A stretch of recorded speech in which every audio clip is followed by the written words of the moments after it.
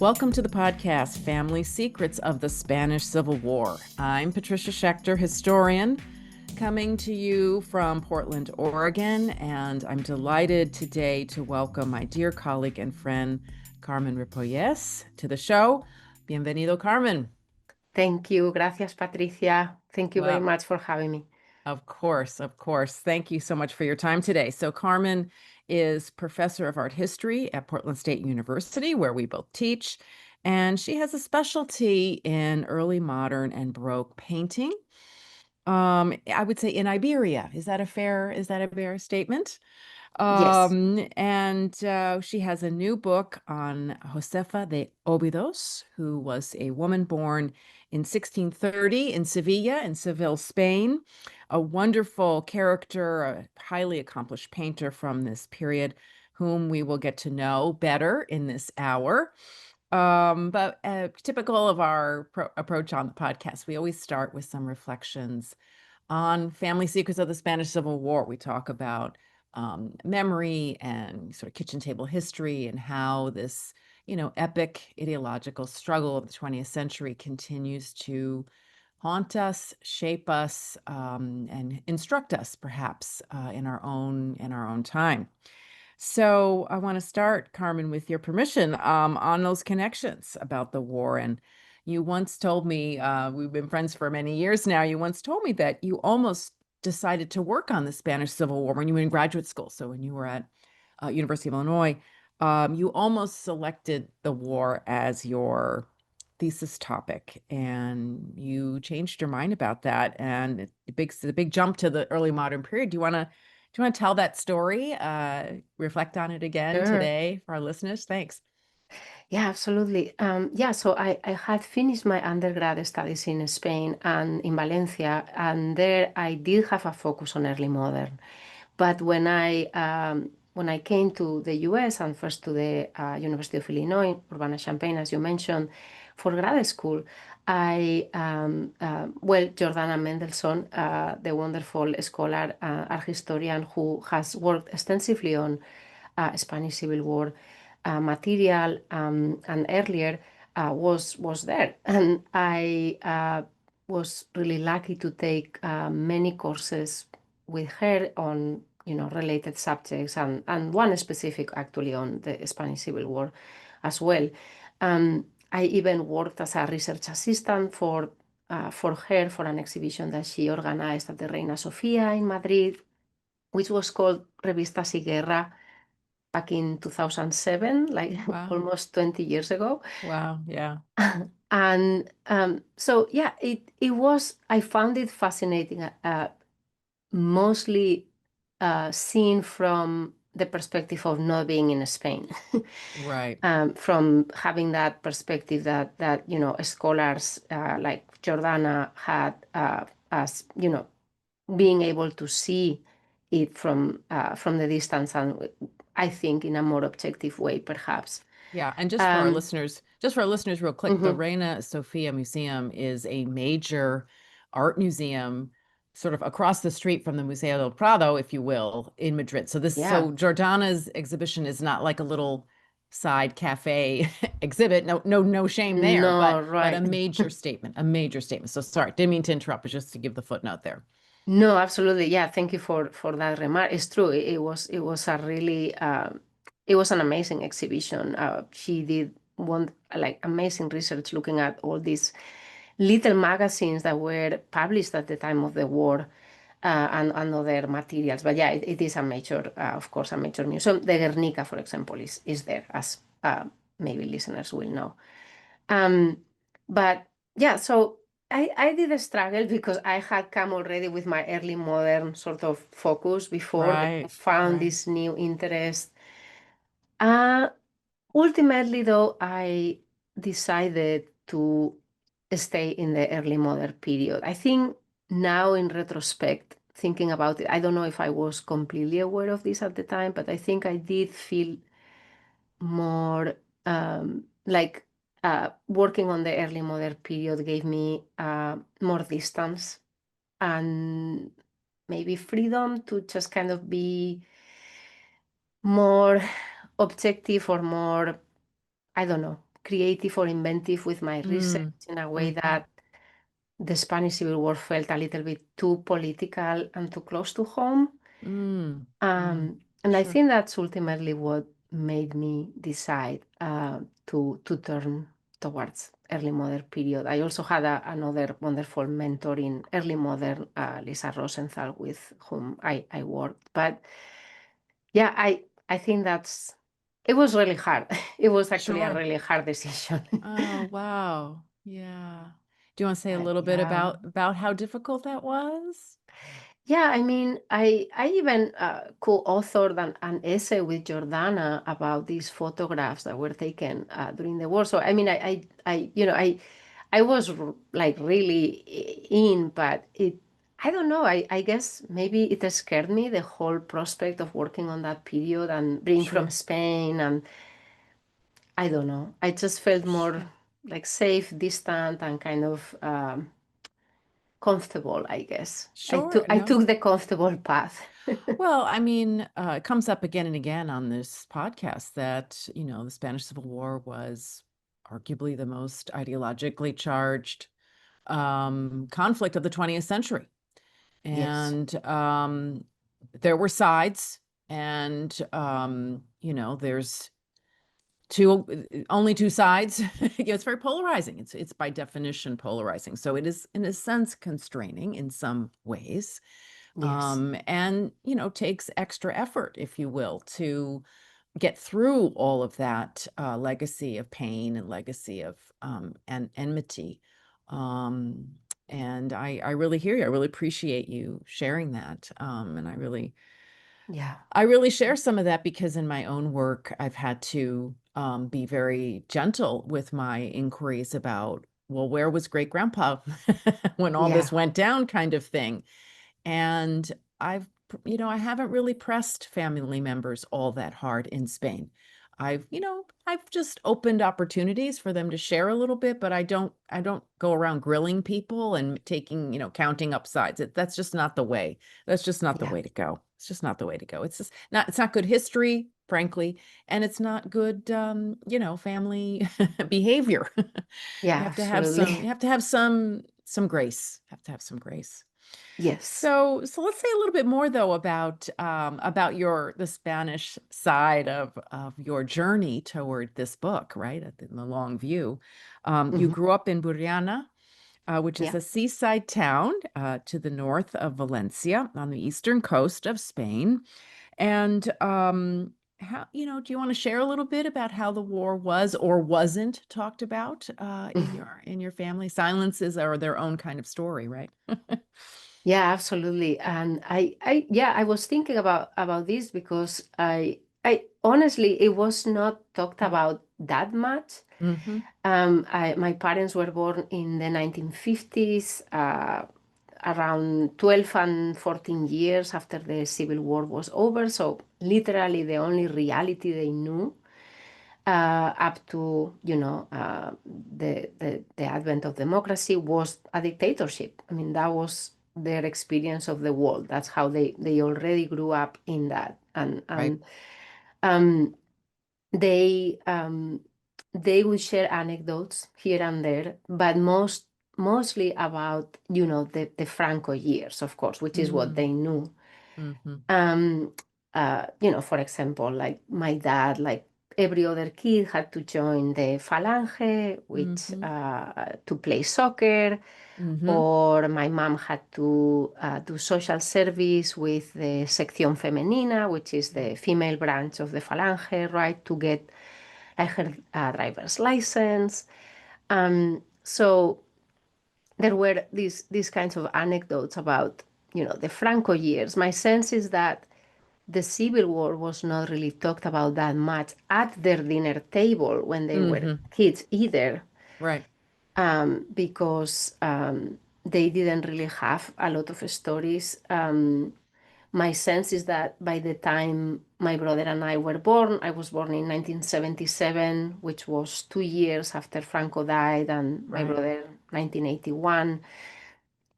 They, I guess, in very kind of typical transition Yeah. Yeah. manner, were sort of ready to move on and to kind of like go fully into all The these new. things. Yeah, the new things that were happening so rapidly, right? I mean, so rapidly, especially I think for them, it must have been kind of amazing that transition because I was already born in it. But yeah, Amazing. Amazing. my, oh, sorry. No, go ahead. No, I was just going to say though that my grandma though she lived with us for a number of for many years at the end of her life, and she did have memories of the war, and she would share some memories also here and there, like and some small things I remember. For example, at some point, a lot of people in Burriana had to move to another town called Carcaixent or Carcagente in also in Valencia because hunger was so widespread in Right. Burriana. Right. It was destroyed. Right. Another thing that she also talked about, which I thought always was kind of funny, was that they were forced to kind of lodge soldiers or officials who passed by. Yep. This Mm-hmm. was right immediately after the war, though, Right. so these kind of small snippets of yeah Yeah. memories. Yeah. No, that's really powerful. And I think there is a gendered component here, very much in my own family. The memories are not about ideology, not even about combatants. I'm still befuddled that nobody in my family, my mother's family, was a combatant. I mean, maybe they Mm, were, but like you wouldn't know it. The the primary thing people talk about in the war, and of course during El Hambre, is hunger. yeah, The primary memories of this experience is of want. And so that's very resonant for me personally, and I think speaks to the nature of memory keeping and the nature of kitchen table history as opposed to textbook history, right? People yeah, experience and also what they remember. Your grandma, it's no surprise to me that she remembers a displacement, a big change. Because yeah, the daily grind doesn't necessarily stand out in our minds as memory, but a big shift, a yeah, big absolutely. movement, a displacement will stand out as a memory marker. For my family, it was they were so my mother was born in 1935. So she was an infant during combat, but her Yeah. youth was deeply shaped by El Hambre, by the famine years, and it almost destroyed her family. One sister died, her brother was medically malnourished, so the whole family was shipped to a Red Cross camp for food Hmm. to survive. So in that we have something in common. Yeah. But I didn't know, you shared a little tidbit a minute ago that Burriana was actually destroyed by the conflict, by the military side. And just to remind our readers, Valencia was the capital of the Republic for about a year early on, from October 36 to November 37.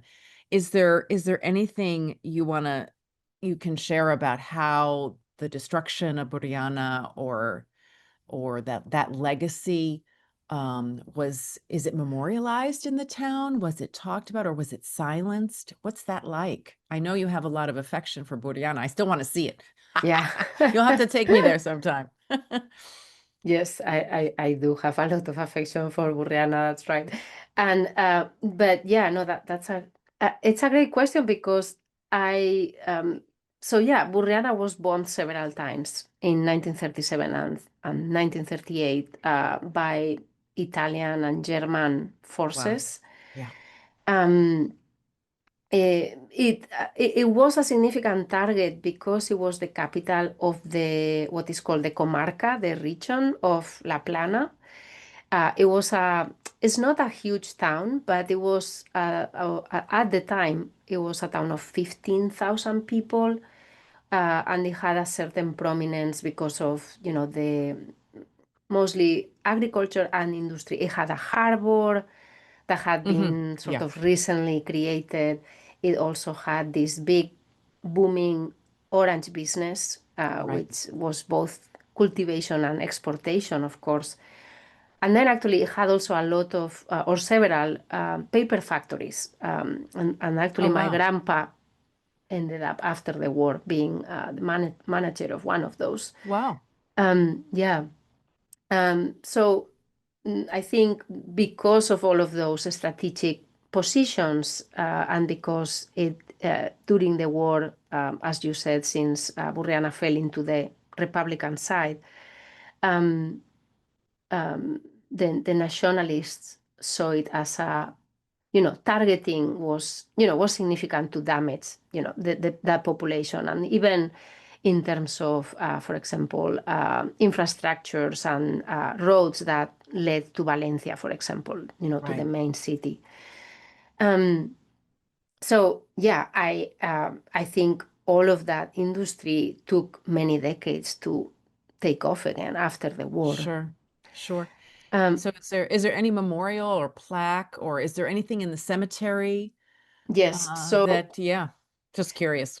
yeah. So one thing that I also wanted to mention that is probably the thing that most people from Burriana remembers or has been told about the Spanish Civil War, and that had probably the most visible kind of impact, is that the bell tower was destroyed during Oh, a bombing, the bell sure. tower of the main Wow. church. Wow. So it actually mm, um, fell onto my great parents' house. What? Oh, how horrible.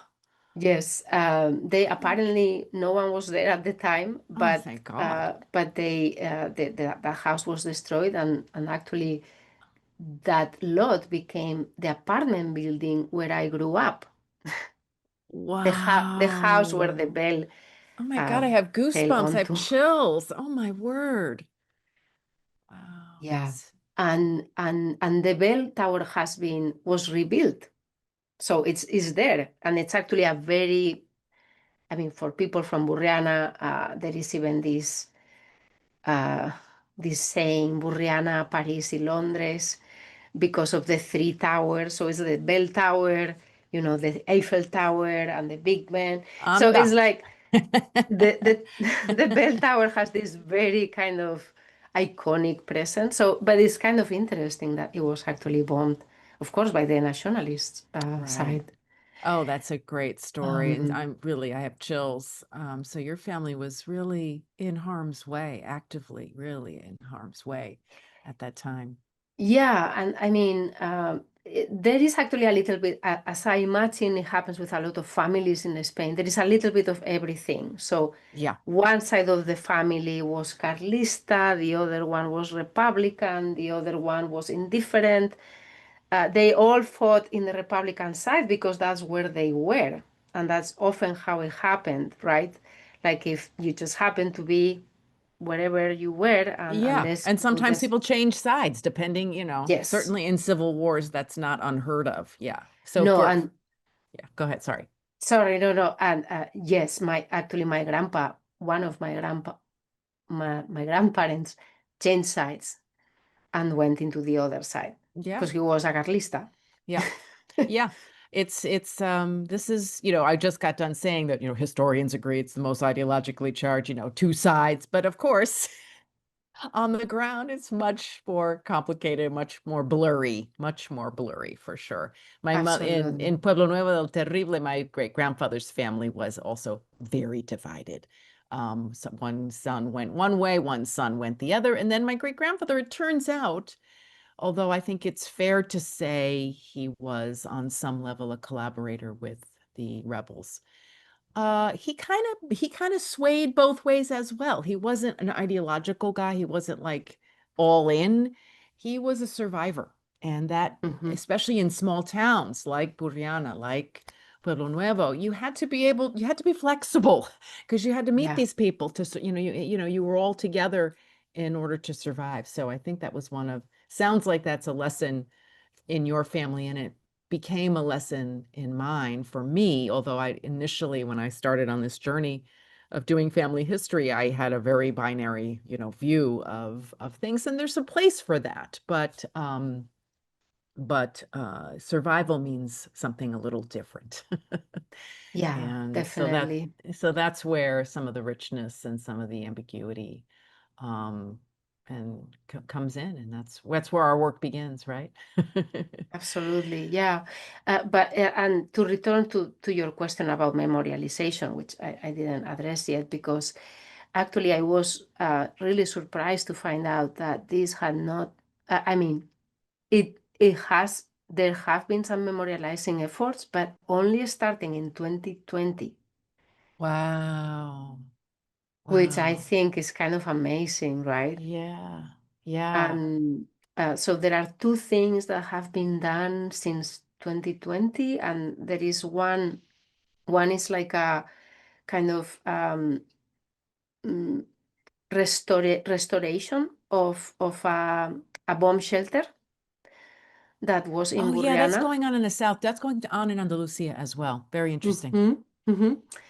And then there has been another project in 2022 called Mapa de Fosas, which Hmm. is trying to identify or recover the identities of people who were buried in mass graves.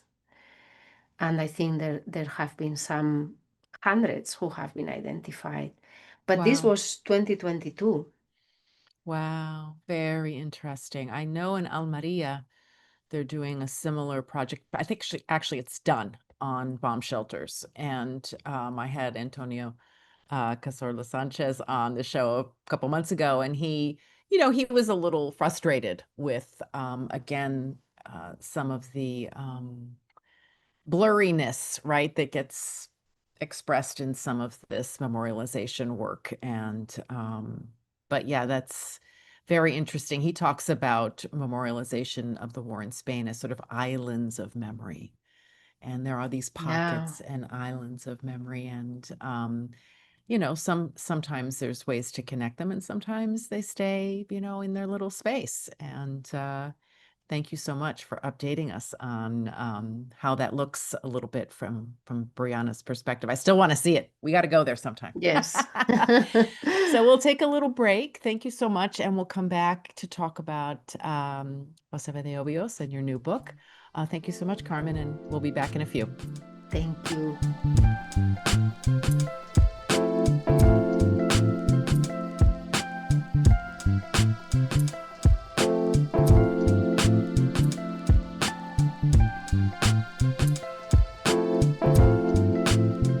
Okay, welcome back to Family Secrets of the Civil War with Carmen Ripollés, my wonderful guest today.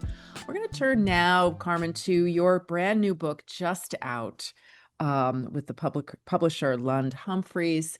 It's a pity that we're on audio, because I have this beautiful book in my hands and our audience can't see it, but we'll do our best to tantalize them today. And we'll put a link in the episode so that people can find a way to get a copy. Okay. But congratulations, Thank felicidades on you. this wonderful accomplishment. And I just thought we would start. Well, it's really powerful to know that this academic publisher is featuring women artists. So it's nice that your work is in a series called Mhm. Illuminating Women Artists. So we want to give a shout out to the important kind of feminist corrective that your book does on its own, and is also part of a larger project. So that's really great. But Yeah. let's start with her name. Uh, How does her name, how we remember her, how we find her, right? A lot of her work was unsigned. So talk to us a little bit about Josefa de Obidos, her name. yeah. So, and if I can also, just before I turn to that, mention briefly that the book is also published by Getty Publications in the US. So you Oh, can how also get it wonderful. through there. That's amazing. Um, That's awesome. Yeah, but yeah, so the name is it's a really interesting aspect of her identity, I guess, of her artistic identity, because her given name was Josefa de Ayala e Cabreira. Her mother was from Seville, and following the Portuguese tradition, she took her mother's last name, Ayala. So Ayala was her mom's name from the Spanish Wow. side. Hmm. But then she often changes it when she signs, and she adds a specific, you know, or she adds, depending on where she is in Portugal, sometimes she will sign Josefa de Ayala in Coimbra, which Mm. was a university town where she spent some time when she was still pretty young, like a teenager. And then, starting in 1653, she starts signing more with Óbidos. So she starts signing Josefa M. Óbidos, Mm. which was the town where she lived most of her life, where her father was from, where her father had a workshop, where she had also her own workshop eventually. And the town that I think she became more identified with. So I think that's it's interesting that it's true that she doesn't sign some works, but she actually did sign, a fair number of them as well. And then I think, depending on where she is, she signs in a particular way or another. And then eventually she really picks to choose or chooses, sorry, to sign Josefa de Óbidos. And I think in my mind, that means that she really wants to establish that connection with that town Yeah, as kind of her identity. sure. Um, That makes so much but sense given what mhm, we know about Iberian life, right? And the mhm, importance of El Pueblo yeah. to survival, to identity, to legacies. And I love your discussion about, I mean, the old saying, I think it's Virginia Woolf who said, anonymous was a woman, Mhm, and how yeah. difficult it is to recover women's voices, women's work, women's lives, for many, many reasons, not the least of which, right, is uh hard to find their names. So what name they Mhm, take? Do they take his husband's name, a father's name, and in yeah. Josefa's case, her mother's apellido, her Mhm, mother's um surname, which is great, but also potentially for us researchers confusing. So yeah. credit to you for kind of parsing this out and explaining it to us. What moved the family from, or what moved her from Spain to Portugal? Remind us how she made that move. Yeah, so she was, we actually don't know for certain when she moved from Seville to Portugal, uh, because we don't have like a record. This is something that in working in early modern, oftentimes we don't have like a paper or, a document saying, A paper she trail. moved, right, Right. exactly, a paper trail. The first news that we have that she was already in Portugal is precisely a signature, because she signs a print in 1646 and she puts Coimbra in the print, which means that Ah. she was in Coimbra at the time. But it it's uncertain why her father and mother and possibly herself Mm. moved all to Portugal around 1634. So she was only 4 years old, if that was the Okay. date when she actually moved. All right. Um, it is. It has been said that maybe her father had some sort of legal problems, and he was kind Mm. of escaping from that. Mm. Um, he was in Seville because at the time Portugal was part of, the Union of the Iberian Union, so it had been kind of assimilated into the Spanish Empire. But of course, just a little bit later, it was going to the revolt of Portugal was going to happen, and they were Got it. going to become independent again. Great. Oh, that's a great reminder that, in fact, moving to Portugal was not moving to Portugal yet.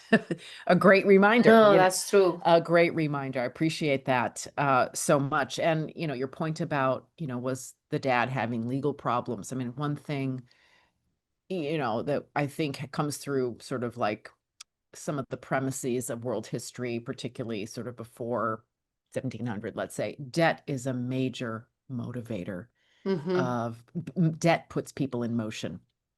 Yeah. And some of that, and a lot of that's oral. It's not necessarily document. Obviously, there are taxation regimes, and et cetera. There is some sort of paperwork somewhere, Yeah. but it could very much be an oral problem, in which case, again, it would Yeah. not be documented. So credit to you for doing all this detective work and filling in these blanks.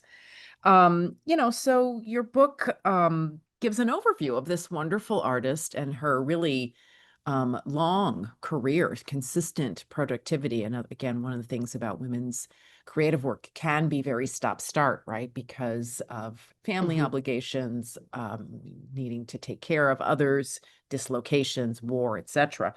But she has this really sustained and productive long career.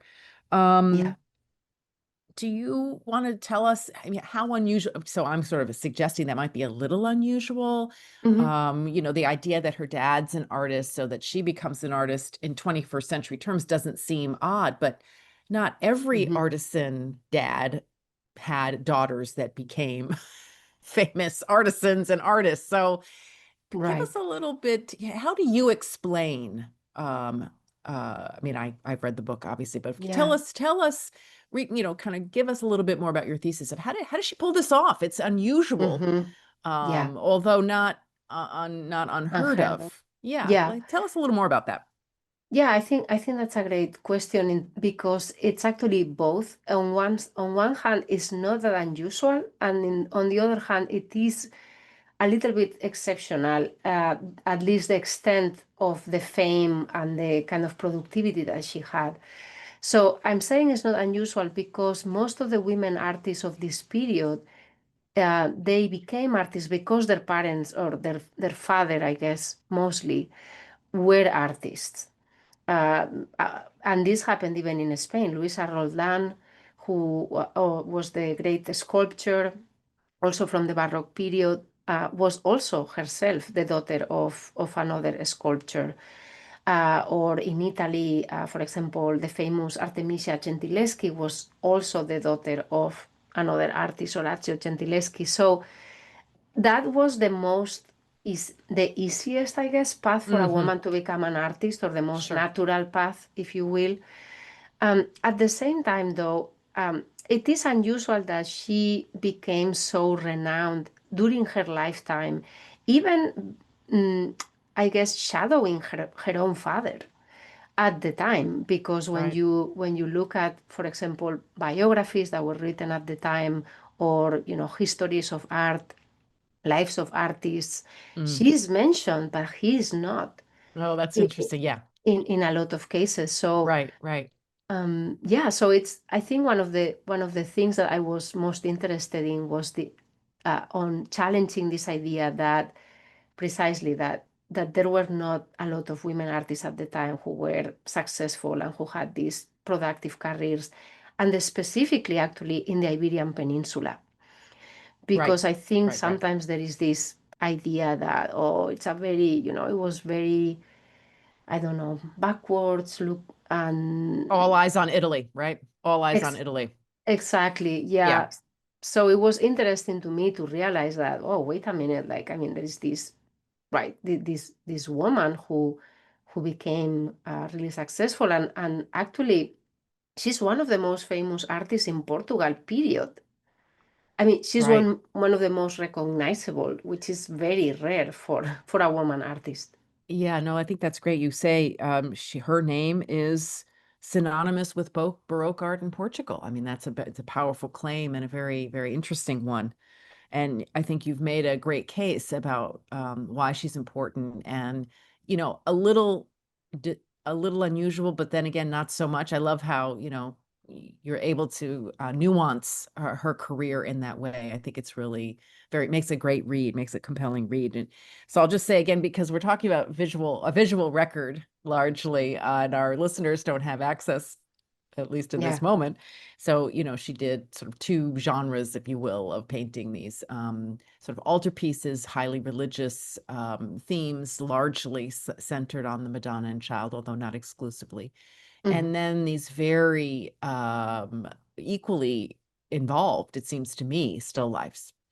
Yeah. But I have to ask you, I will talk a little bit more in detail, but I have to ask you, as her biographer, what is your favorite painting of hers and why, or her most important painting? Or are those the same thing? Or is her most important painting not your favorite? Just Yeah, fun to, well, it'll just be fun to hear you talk about that, I think. yeah, I mean that's a great question. Yeah, I have a lot of favorites. Definitely some of the still lifes that she signed are really original and distinctive. Um, I also like some of she did also some of these small paintings on copper. Some of them are in really, world-class museums like the Louvre or the Detroit Museum. Oh, Um, wonderful.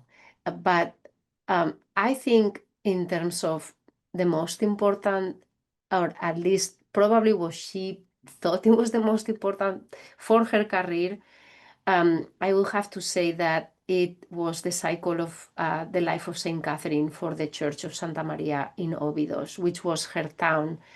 And because it was, so it's not just one painting, but it's a series of paintings, like the whole Sure. altar piece, I would say. Right. The reason I say this is because it was her first public work. Before that, by public, I mean a work that would have had a wider audience.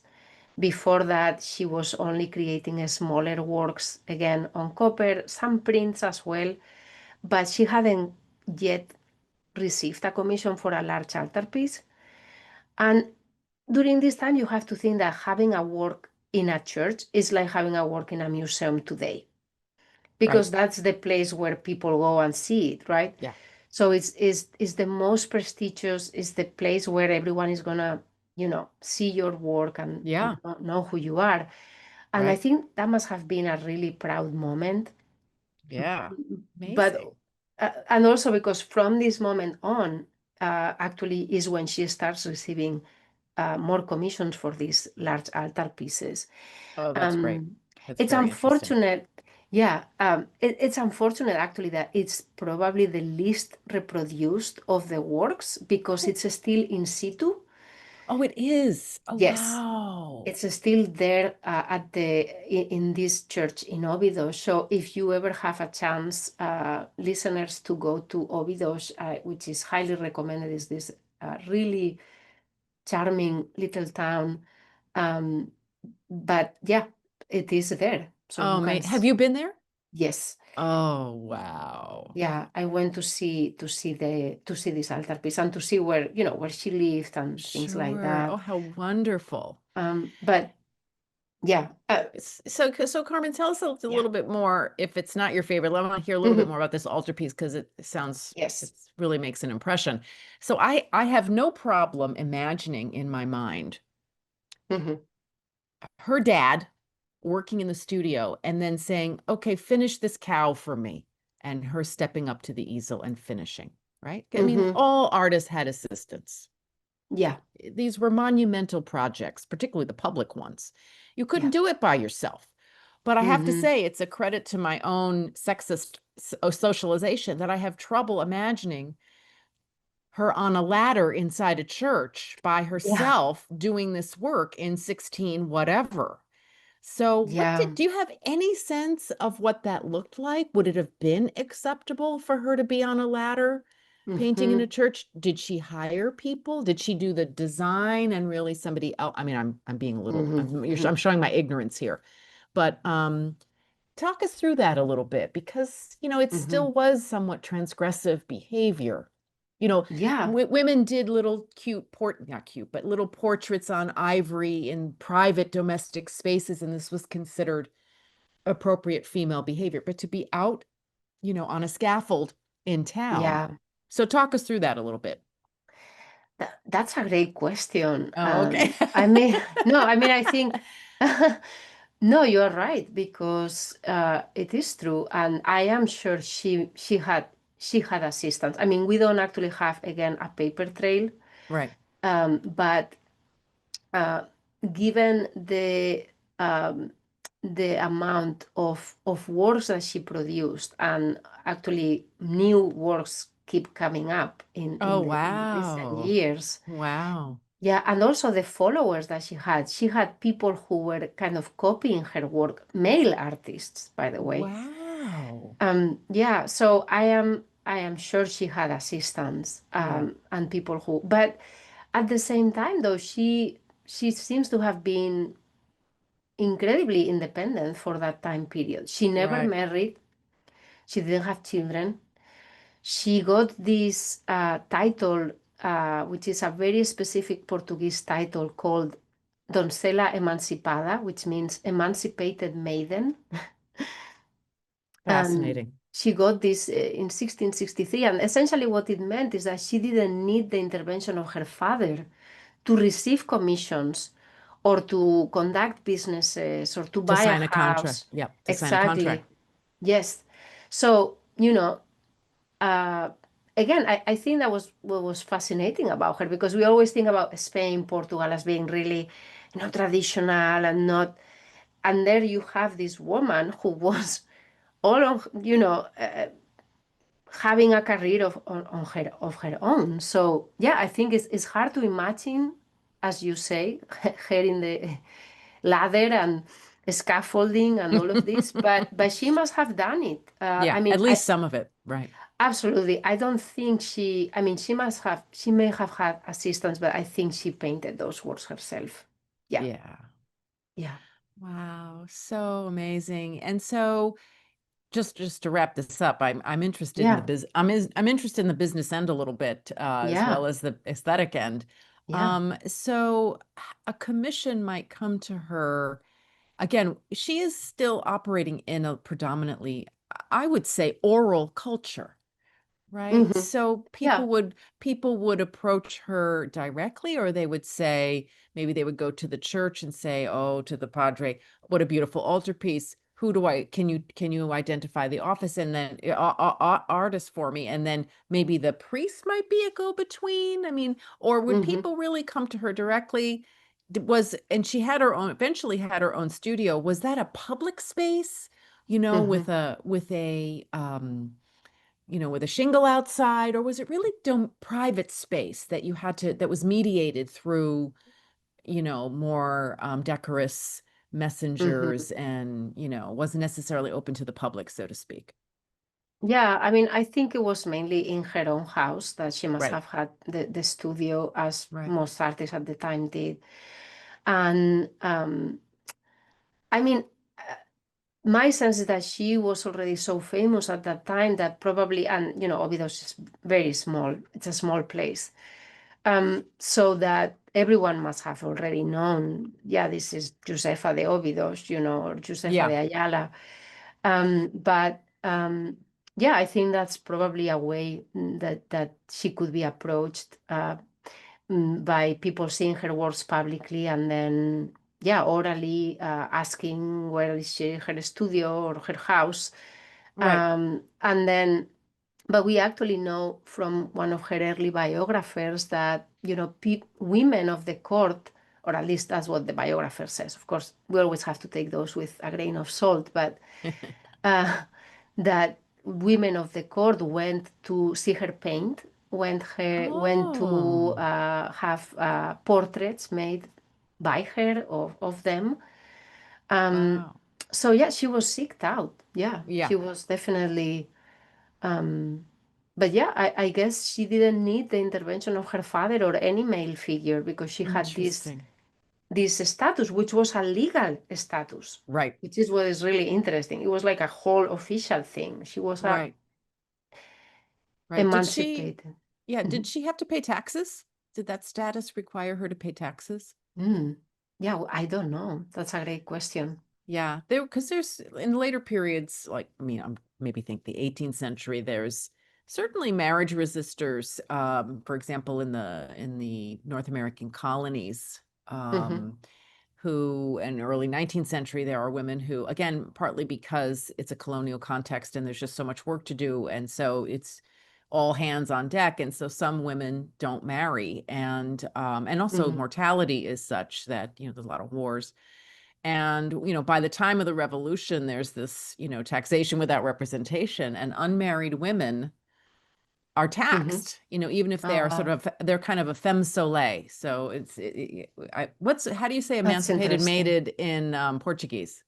Doncella emancipada. Doncella emancipada. Well, there were these femme soleils, which is the French, Mhm. which was basically an adult unmarried woman who also could transact business, but they couldn't Mhm. escape taxation, Yeah. even though they had no voice in the government. So anyway, this is just a not very Mhm.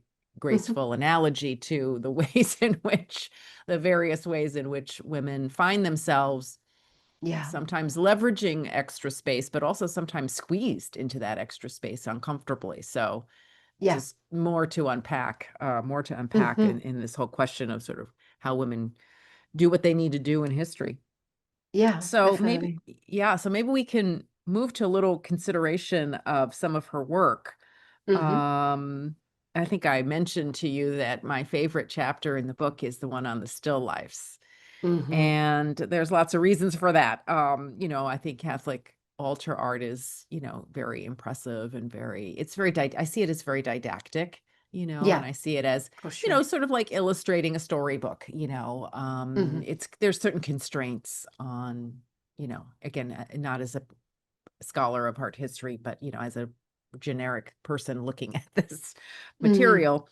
And of course, you can say the same for still lifes, that they're conventionalized and that they have a kind of, there's an underlying narrative that maybe in the 21st century we don't know about from, the 1660s, Yeah. right? And they're also didactic, right? They have allegorical content and metaphorical content. But what I love about Mhm. still lifes is that, because they're in a domestic setting, I always Mhm. imagine the people who put all the stuff on the table. Mhm. What are they doing? Where did they come Yeah. from? Is the lady of the house, where is she? And where are the Mhm. servants? Their labor is also obscured. So there's also, there's things that are made visible and Yeah. invisible in the context of a Mhm. still life. So they appeal to my inner storyteller Mhm. in a way. Mhm. And I think for in terms of your argument in the book, you talk about the still lifes as one of the places where she is signing these works. Josefa is signing these works, and so they have special value for you as an art historian. So I Mhm. don't know. What do you make of the still lifes? Do you think they're powerful? Do you think they're neglected in favor of her other religious works? Or I'd love to hear your deeper thoughts about still lifes. Yeah, no, I mean, actually, it was for a long time. She was mostly understood or appreciated as as a still life painter. Ah, Because I think at least um, the idea or the assumption is that women artists of this time are mainly doing still lifes because they are in a domestic setting, because it's kind of what they have closer to them, because they don't have maybe access to the study of anatomy, which is required for figure paintings like the altar right, pieces and such. right, And this is true at a certain extent, but at the same time, at least in the Iberian Peninsula, most of the most of the still life painters, and there are a lot of them very well known, especially in Spain, were male, as far as we know, anyway. right, right. It's possible that we have lost track of other female artists. But what is interesting in the case of Josefa de Óbidos is that it was her father who first kind of was um, became familiar with still life while he was in Spain, Wow. because still life had not really been practiced in Portugal until he brought Ah. it. Oh my goodness. So yeah, so it was really kind of his thing. That's how I understand it. After Wow. he established this workshop, and while Josefa was doing all these altar pieces and other kinds of figural painting and coppers and prints, um, her father Baltasar Gomez Figueira focused really on still life and had a very successful workshop, Oh, okay. because there are a lot of paintings out there. And but what is interesting though, since you mentioned the signatures, right, is that Josefa actually did sign, um, but only as far as we know, four still lives, and only after her father died. Right. Which is really Right. interesting. Right. And yeah, Wow. What do you make of that? What do you make I of that? think, yeah, I mean, I think this, to me, this suggests that she saw still life as more of kind of her dad's thing. Okay. That even though when she was in the workshop, which it's uh, again, we don't have proof, but it's clear that she was also helping in her father's workshop. So she must have also painted some of those still lifes. Right. But when they were together, they actually only signed with the word Óbidos, just alone, which is almost Wow. like becomes like a trademark. Like, this is Mm. the mark of Óbidos. Mm-hmm. Mm-hmm. But then, yeah, when he dies, then maybe she feels like now she can. She, you know, or maybe she finally is able to do her own kind of a still life, which is actually quite different from her father's. So it is a really interesting case, I think. The Yeah. Yeah, yeah, that So, because his accent, if I recall your mhm. argument, is a little bit more on explicit religious imagery, like the lamb, Yeah, yeah, and she incorporates lots of objects, yes, not just fruits and flowers, which we might think of as standard fare for still life, but objects, articles of clothing, uh-huh, crockery. You get this richer sense of the human mm-hmm. population, not just the metaphors of Yeah, the fruit of the vine and so forth. It's very, very interesting. yeah, and also actually the four still lifes that she has signed are very large, Hmm. which is rare for still lifes. It kind Right. of also is telling us that they must have been commissioned by someone important. Mm. And also, in addition to what you were saying, yeah, that she includes other kinds of objects, but also she kind of covers the whole surface with this very distinctive style that she has of like patterning and texture and vibrant colors, um, etc. Yeah, this, Well, they captivated me. They captivated me. Again, as a yeah. relatively untrained eye, I knew, not in a learned way, but just in a Hmm. everyday way, that I was in the presence of something special, something different that I hadn't seen, which was really exciting for me. So I thank you for that.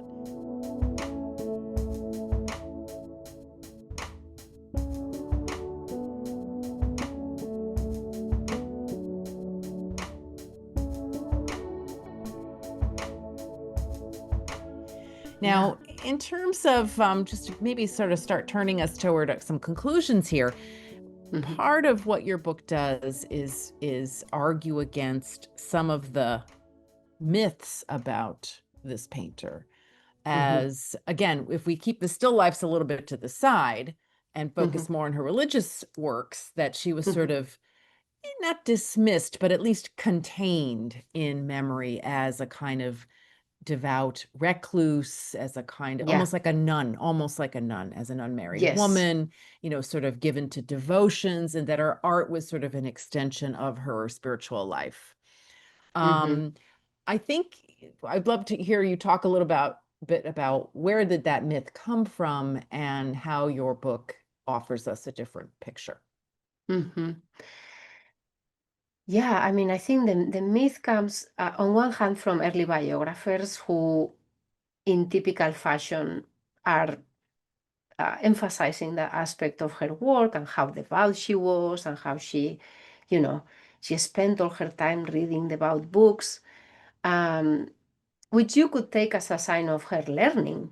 But of course, historiography usually takes it more as, or at least traditionally as, devotion and kind of this. Kind of minimizing, sort of minimizing. Yeah, exactly. And On the other hand, um, the biographers also emphasized that she was not a professional artist, but that she did more painting more as a kind of, amateur kind of hobby type thing, Right. which obviously was not the case. I mean, because you just looking at the amount of work and the volume, it's just not. And the It's, quality, my good, and the yeah, scale. Yeah. scale. Yeah, it's not that kind of, yes. Right.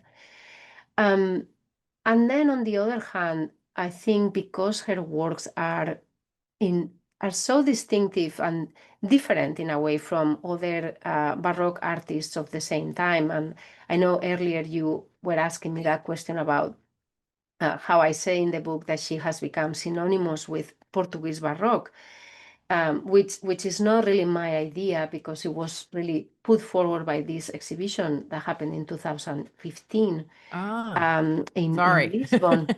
No, no, but I mean, I do agree with it, but I just wanted to clarify. Um, but and partially is because she has such a distinctive style and recognizable. For example, you can recognize that she paints these very idealized faces Absolutely. most of the time, these very large Absolutely. eyes, Hmm. vibrant colors, these again patterns, textures. Sometimes she uses these kind of contrasts of light and dark, and then these very specific details of reality, right? Like uh, fabrics, clothing, of course, in the still lifes, all the objects. Um, but it's also a little bit archaic looking, I think, if you Mm, compare it with other paintings. interesting.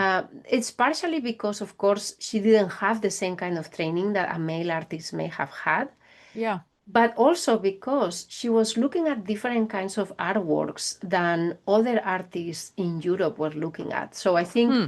what makes her work distinctive is that she is looking at, all these so-called decorative arts from India and from China and from Japan, which are part of the Oh, right. Portuguese Empire Right. or related to it through trade. And she seems very fascinated by all of these objects and incorporates them in her paintings. And it's perhaps not super obvious you know, but if you look at the patterns, if you look at the intricacy of textures, Mm, colors, even some of the idealization are things that you can see in some of those other works. And I think because until now, those kinds of works have not been part of the canon of art history from the Western perspective. right. They have been also diminished. And so her work, in a way, has also, you know, been seen through some of that, I Got it. think. So well stated. That is very illuminating. I appreciate that so much. Yeah, so some of what she turned into creative license, if you will, Yeah, was initially seen as kind of a demerit, right? As a kind of, again, a minimizing, containing kind of view of her. Very, very interesting. Well, no, now it's impossible given your wonderful book. Maybe just to close out, because I suspect there are a number of other historians that might listen to this podcast, or some researchers or some students out there. Do you want to maybe close with a favorite research story? I love the idea of you going to this little town, and there's nothing like that. I mean, in my own research, I do the same. It like could have going in the footsteps of these people who we are fascinated by. Do you have a favorite research story or a special discovery you made or an aha moment that either made your interpretation more clear or said, for me, it was always like, is this going to be a book? And do I have enough, yeah. So there's like a moment, it was like, okay, I got this. Is there a moment like that for you you can share today? I mean, I think definitely what you said, seeing the works in person, I think was really changing. As an art historian, is something that you always have to do to really realize, the scale of things, quality, um, where are the things located, and definitely going to Óbidos and seeing the altarpiece in person was really important to realize how important the commission must have been, because that's something that you don't really get a sense in the illustrations. but seeing how central that church is in the town, where her house was, which was really close by, also how prominent, she was as an artist and as a businesswoman, really, at the time. Also, other works I saw in person were like some of the small coppers, which were also amazing just because of the intricacy of detail, and um, even the prints I also saw, which were also amazing. I also Wow. went to Coimbra, which is another town that Ah, she was very connected with, and is the university town. And you also see the scale of that university and how important mm, it was, and how that connection also tells you something about how, again, successful she was from early on. And then just, I didn't really find any specific like document, unfortunately, that was like really opening, but I rereading some of the early biographers with a more critical eye, I think, or at least paying attention to things that maybe had been overlooked, was sure, a sure, way to sure. be like, yeah, to focus on other things that and also to put her more in conversation, I guess, with other female artists, because I feel like she had always been treated more like as an isolated thing, like, Yeah, oh, a this is the one-off. Yeah, thing. kind of, yeah, a one-off. Right. But when you look at her and the experiences of other women artists, you find that there are a lot of commonalities, and even I could say some sort of camaraderie, in the sense that I think that she Wow. knew about these other artists, Yeah. and that really encouraged her to continue. Oh, that's so exciting. How might Mhm. she have heard of them? Again, I'm thinking about this oral culture. There isn't quite the newspaper Yes, culture of later mass literacy times, but so worth her oral reputation. definitely. Yeah, Yeah. oral reputation. She may have access to earlier biographers that Yeah. circulated. Yeah. Wow. Yeah, That's really yeah. exciting. Well, again, congratulations, Carmen, on this wonderful book, Josefa de Thank you so Óbidos. much. It's a beautifully produced and affordable. I mean, this is the thing. I was so pleased to see the price point because it's a gorgeous book that you could display as much as treasure. And it's completely affordable. So good for you for landing a publisher who understands such things. Thank you so much for being with me today. I'm such a fan of your work and just thank you for being such a wonderful friend and colleague. I know people are going to really enjoy hearing you talk about Josefa today. Thank you so much, Patricia, for inviting me. It's the first, actually, since it was just published like a few days ago. So it's So exciting. Yeah, today's really September great 11th. to. Yeah, go ahead. Yes, thank you so much for You're inviting welcome. me. We'll do it again sometime. Take care. Thank you.